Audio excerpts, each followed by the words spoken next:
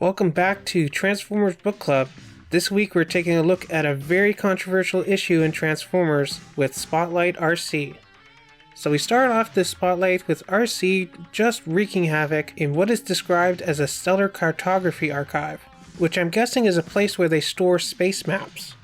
Anyway, she is hunting for Jhaxus, but Ultra Magnus is here to arrest her under the authority of the Tyrest Accord. She's not coming quietly, so Ultra Magnus has to use a concussion grenade on her and knock her out.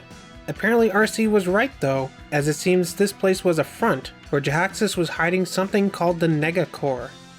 Switch to Gyarus 9, an Autobot maximum security prison headed by Fortress Maximus, which we'll see much more of in later issues.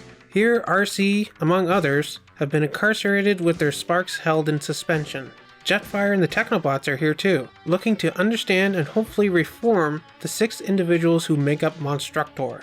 But Fort Max just wants to pull their sparks and be done with it.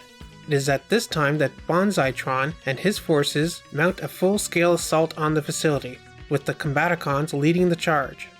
He wants Monstructor for himself, and with the Decepticons slaughtering the Autobots' forces, Fortress Maximus sees no other option than to reconstruct and reinstall Arcee's spark in her body. He sicks her on the Combaticons, who retreat but still manage to steal Monstructor. Jetfire asks her what happened between her and Jhaxus, and this is where the comic starts getting into trouble. She reveals that she was not always a she, that Transformers in the IDW universe up until this point have been genderless, and only use male pronouns as the default preference. But Jhaxus performed experiments on Arcee to make her female, thereby making all other Transformers male by comparison, and introducing gender to their species.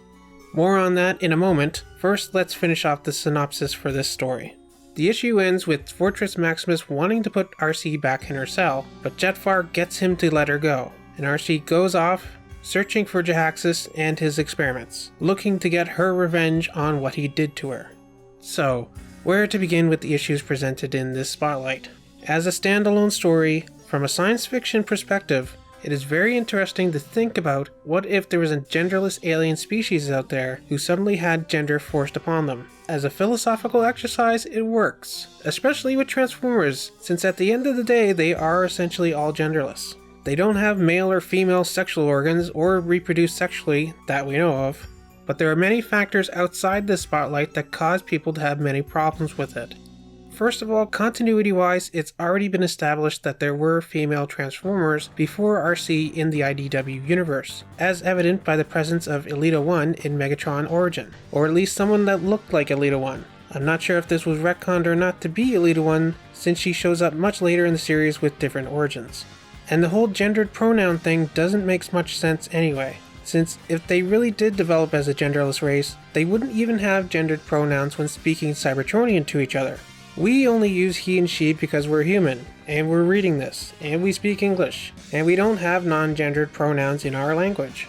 But more importantly, this spotlight kind of says that males are the default and females are a deviant aberration from the norm, which is obviously quite offensive to females, saying that males are normal and females are abnormal. When in reality, at least for us humans, it's kind of the opposite.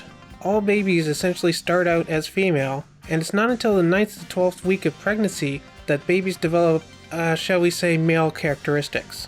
I mean, I'd go into more detail, but it would involve stuff that I can't show on YouTube. And of course, the very transgender nature of this spotlight could be found offensive to transgender people too. Although in trying to find any specific accounts of this, I've actually found the opposite. That Arcee as a trans character is an important and welcomed addition to trans visibility. So hey, at least something good came out of this. Still, this spotlight would be retconned a number of times over the years, mainly doing away with the notion that this was a forced gender transformation. Instead, that this was something that Arcee wanted, and that it was the fact that Jhaxus so carelessly discarded her afterwards being the reason why she hated him.